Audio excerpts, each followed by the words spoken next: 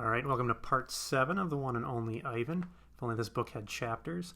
We left off in part 6 with Mac kind of training Ruby to kind of almost take the part of Stella as far as like the main elephant in the show. Mac groans. He stumbles to his feet and hobbles off towards his office. Ruby watches him leave. I can't read her expression. Is she afraid? Relieved? Proud? When Mac is gone, George and Julia lead Ruby from the ring. It's okay, baby, Julia says, stroking Ruby's head. They settle Ruby in her domain and make sure that she has fresh water and food before long Ruby's dozing. Dad, Julia asks George as George locks Ruby's iron door, do you think Mac would ever hurt Ruby? I don't think so, Jules, George says. Well, at least I hope not. Maybe we could call someone. George scratches his chin. I wish I could help Ruby, but I wouldn't know how. I mean, who would I call? The elephant cops? Besides, George looks down. I need this job, Jules. We need this job. Your mom, the doctor bills. He kisses the top of Julia's head. Back to work, you and me both. Julia sighs and reaches for her backpack. She removes a piece of paper and a bottle of water in a small metal box. Homework first, George says. Then you can paint. But it's for our class, Julia explains. We're doing watercolors. I'm going to paint Ruby. George smiles. All right, just don't forget your spelling. Dad, Julia asks with a grin, did you see Max's face when Ruby hit him? George nods. Yeah, I did, he said. Poor Mac. He turned away, and only then do I hear him laughing. Julia opens up the metal box, and I see a row of little squares. Green, blue, red, black, yellow, purple, and orange. The colors seem to glow. She pulls out a brush with a thin tuft of tail at its end. She dips the brush in the water and wets the paper. Then she taps at the red square. When the brush meets the damp paper, pink petals of color unfurl like morning flowers. I can't take my eyes off that magical brush. For a moment, I'm not thinking about Ruby, Mac, or the claw stick, or even Stella. Well, almost. Julia touches red again, then blue, then suddenly there's a purple, like a ripe grape.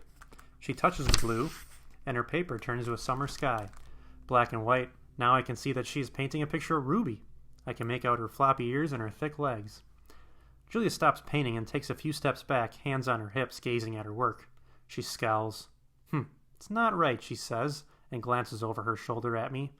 I try to look encouraging. Julia starts to crumple up the paper and then reconsiders. Instead, she slides it into my cage at the spot where my glass is broken. Here you go, she says. A Julia original.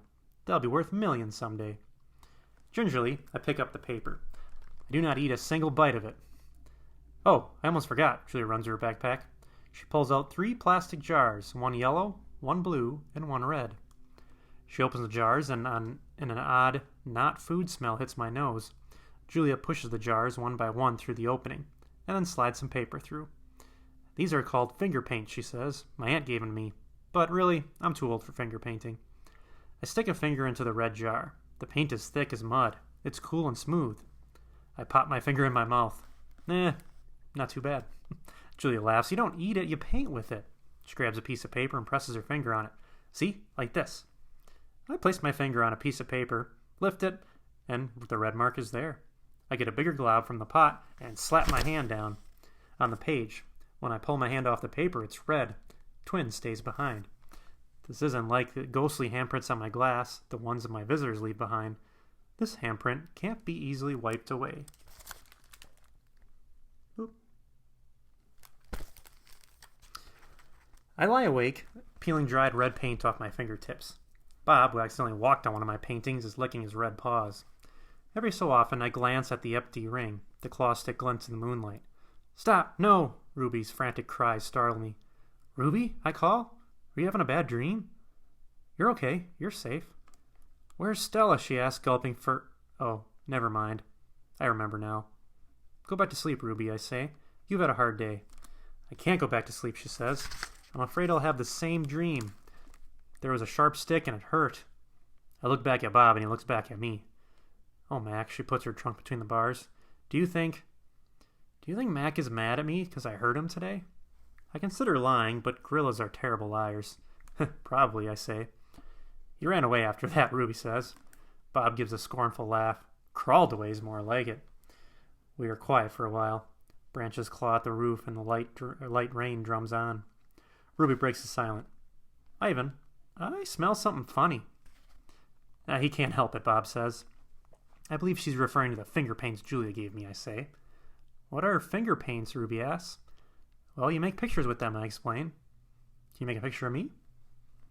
Maybe someday.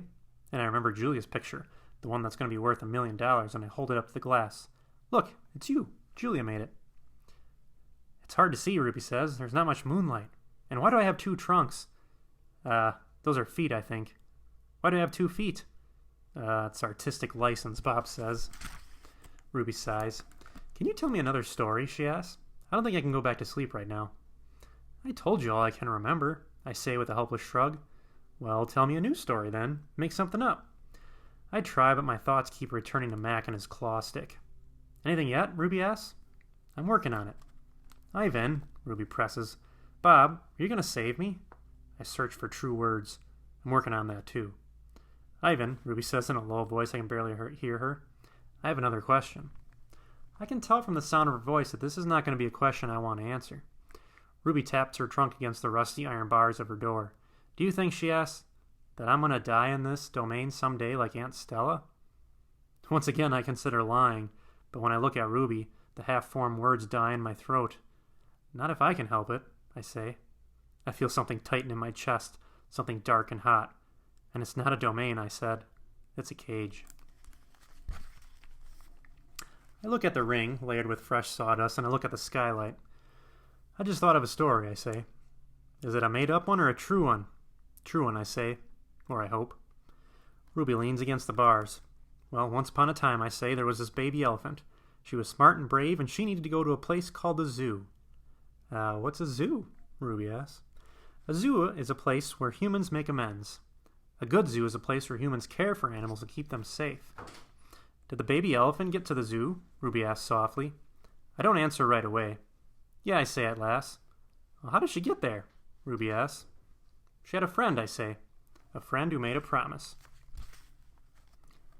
It takes a long time, but finally Ruby returns to sleep. Ivan, Bob whispers, yawning. What you said about the zoo. How are you going to do it? Suddenly, I feel as if I couldn't sleep for 1,000 days. Oh, I don't know yet, I admit. You'll think of something, Bob says confidently, as his voice trails off with his eyes closed. What if I don't, I ask. But Bob is already asleep. His little red feet dance, and I know he's running in his dreams. Bob and Ruby sleep on. I don't sleep, though. I think about the promise I made to Stella, and the pictures I made for Ruby, and I finally remember. I remember it all. We were clinging to our mother, my sister and I, when the humans killed her. They shot my father next. Then they chopped off their hands, their feet, and their heads. There's a cluttered, musty store near my cage. They sell an ashtray there. It's made from the hand of a gorilla. When morning comes and the parking lot glimmers with dew, I see the billboard on the highway. There I am, the one and only Ivan, bathed in the pink light of dawn. I look so angry with my furrowed brow and clenched fists. I look the way my father did the day the men came. I am, I suppose, a peaceful sort. Mostly I watch the world go by and think about naps and bananas.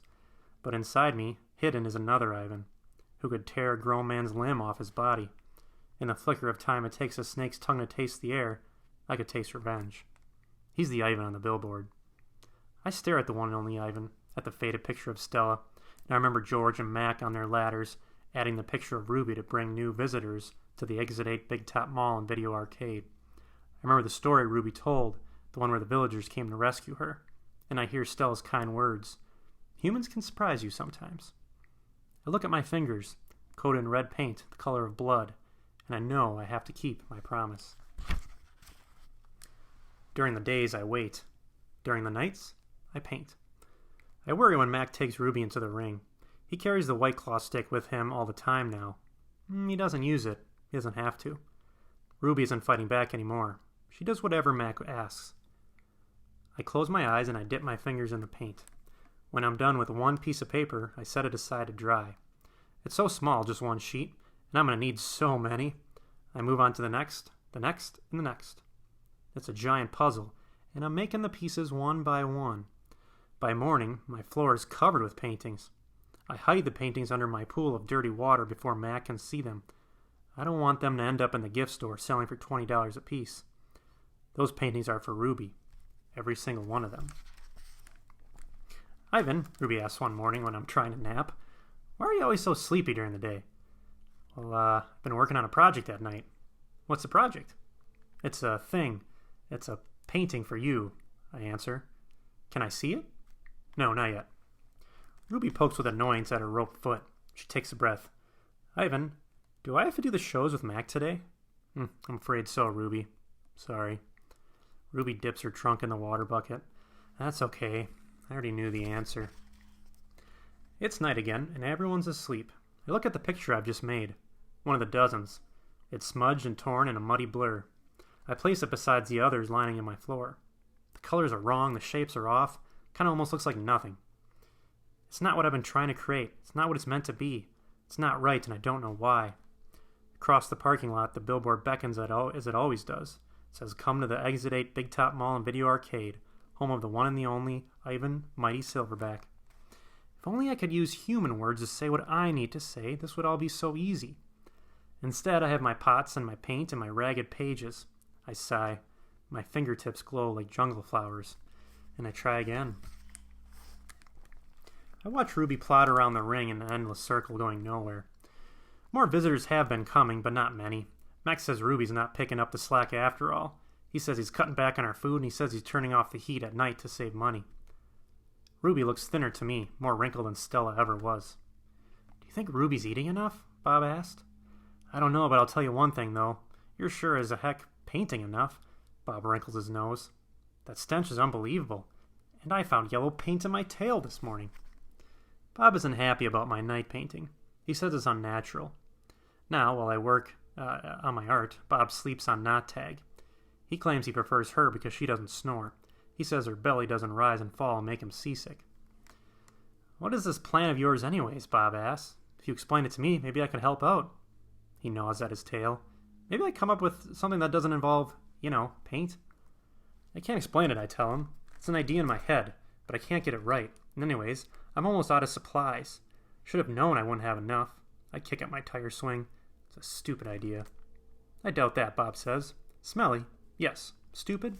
Never. Most of the days I doze.